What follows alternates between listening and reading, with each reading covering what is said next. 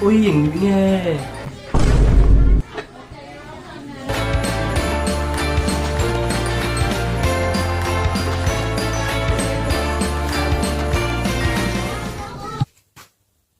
Good morning, sir. Say again. Good morning, sir. Good morning, Sington. Thank you, sir. Okay. Bây giờ chúng nhìn graph gì ta cần zero don đi. Chúng nhìn tụi blackboard thì nó rồi don. Sa kiếm ạ. Sa kiếm ạ. Sa. Dâu đinh liền á.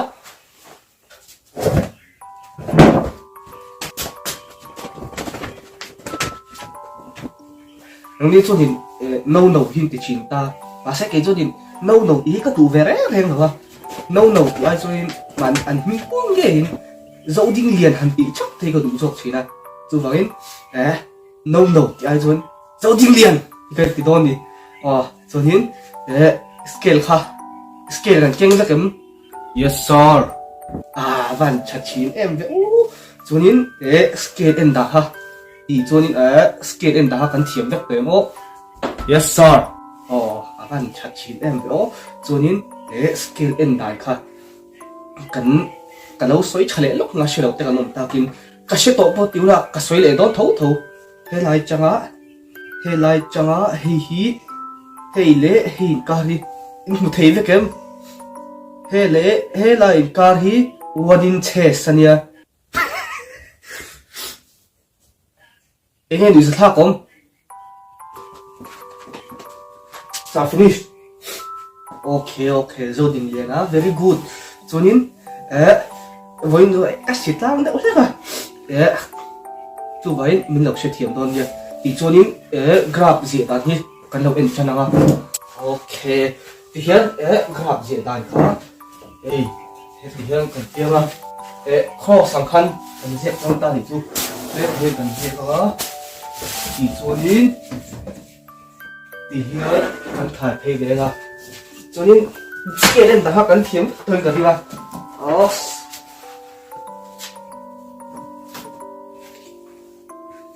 ok thì hiện centimeter cut he lại trong lại cái xịt lang đã lướt tí ha với chú mình sẽ thiểm lại chú vàng in he lại trong he lại rin té ôm hi 1 centimeter này ta 1 centimeter ha sẽ khá thì hiện cần rin thà đôn ta đi sẽ thiểm em pom yes sir van chặt chín em cho nên thì hiện cần rin thà dễ là one in chest này đâu one in chest này đâu in 1 centimeter đó là dễ hơn cần rin thà đôn ta đi han cần sẽ thiểm dễ là mà sẽ thiểm em yes sir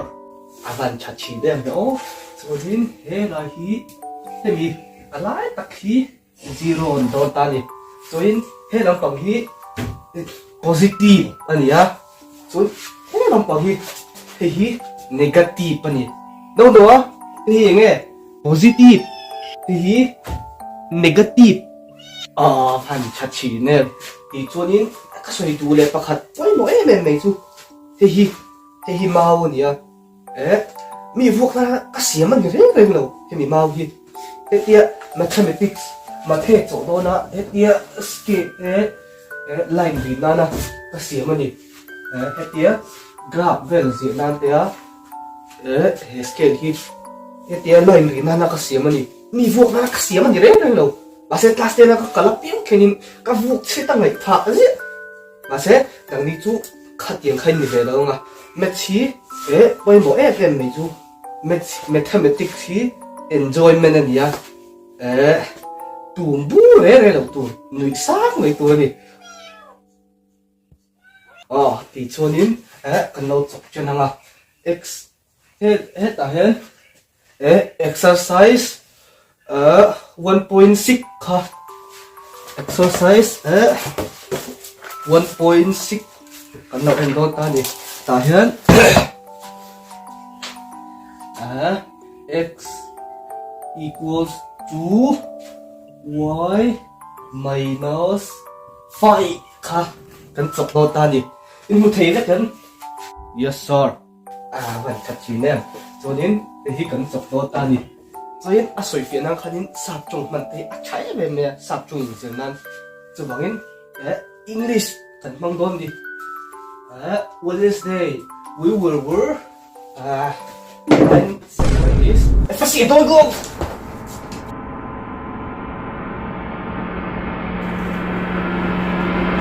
workshop cái tung tiền đấy nên các kế nào thì sẽ các cần phi rồi ha khát tiếng á tí chở te diệt tiêu tụ te om lộ la ya chua dịch rất ha chín đấy này lâu tuổi gì thì cho nên cái lâu xuân rồng này to ha thì khi put the hand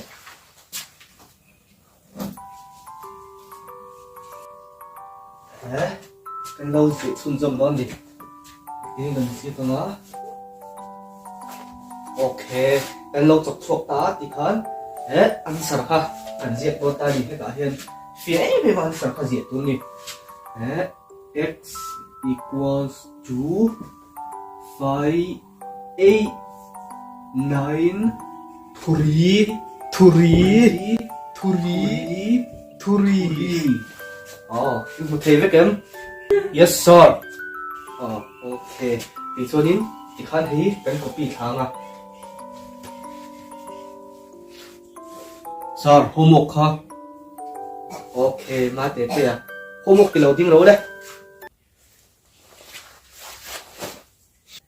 anh tiếng nghe company thiếm lâu mì homework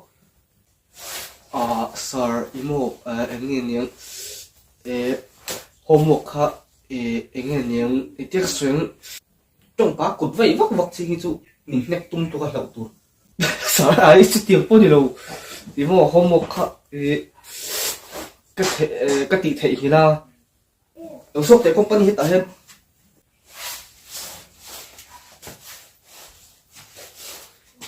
tiếng gì company sẽ tiếp tục tên hôm một bị bẹt mình bẹt thì cho nên chát cái tỷ tu cái thể hiện tỷ về mấy này ha chỉ mấy này tu amen cái thiếm nó thì cho nên hết cả hơn class tu mà chát tất kinh cần chỗ lại lục khăn lâu bên nào amen cái này đâu thì về tu đi cái thiếm nó thì mấy này ha chỉ mấy này tu đi amen mà thế thế stand up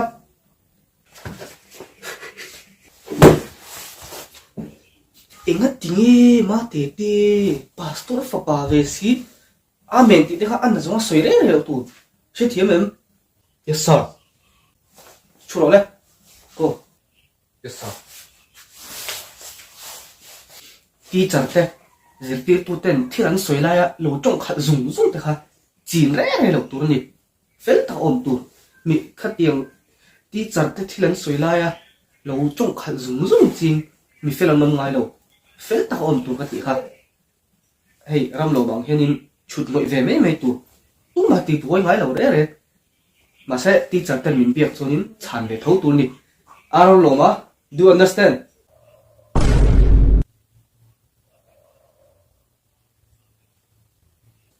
aro lo ma yes sir okay ti chonin hi in copy zo nga tu na hian minute som ve lo ma in copy zo thil dang kan zirang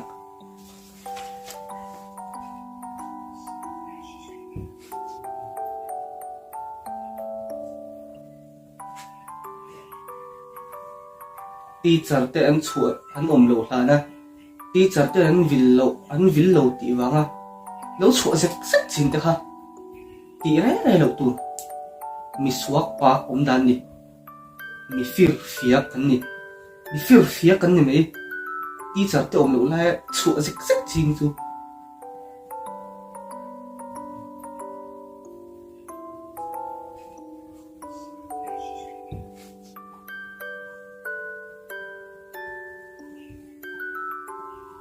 tuần lại cho nên thiên thị áo tối về mà hắn lại khác cho nên lâu anh này đón te nên bông te anh rồi chuyện ta bông te han lấy te hạ tất cái lịch chín này đã cho thái tên xin chín à mà sẽ tuần lại cho nên awal sam to ma bong ta an roi to lo ta tractor nen len le ta han all sam te thla kha an ching chin to ni til awal sam to me ni nani po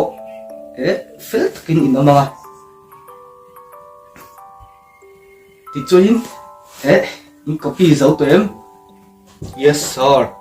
okay avan ti chuin adang kan ziranga okay ti chuin adang kan lo ziranga tura chuan Pythagoras theorem ho khat em le lok don ni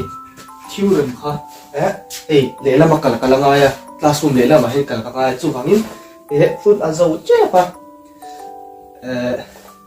kan en zum zo ngai ni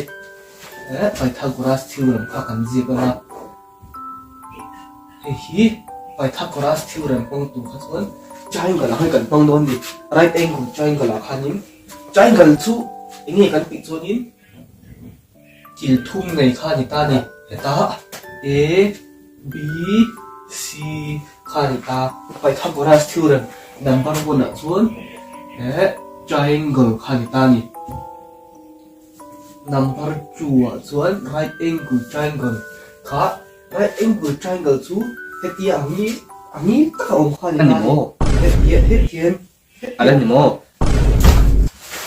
ngoi kha samui la tôi xuống đấy sạc cái lâu tôi xuống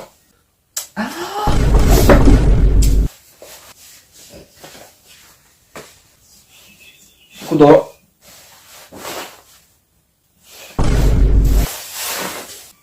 go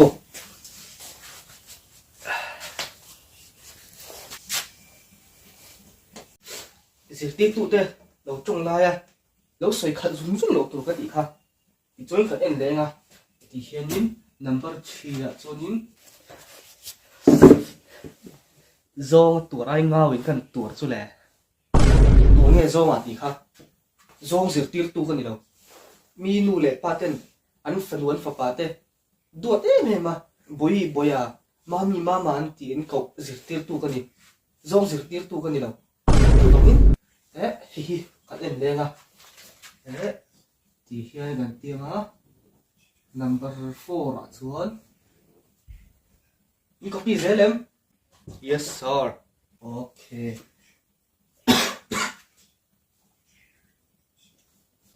sir nak tu ka surprise test này là lăng lâu nổ chút tiền thuốc trong cai ở sôi ngay đâu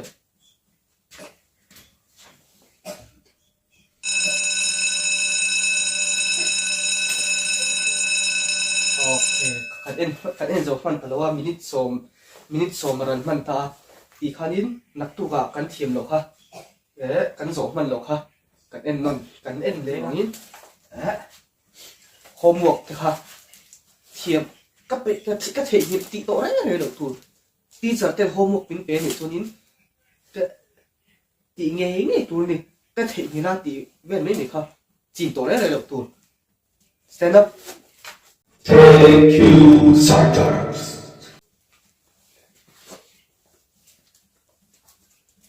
Lê, lu lê. Hết, bằng pha phun ha. Rồi cả đấy này su. Mi pe local back kick le side kick. Mà sẽ ti trở thành cái mình biết cho nên chán thấu tu này. Aro lo ma, do you understand? Aro lo ma.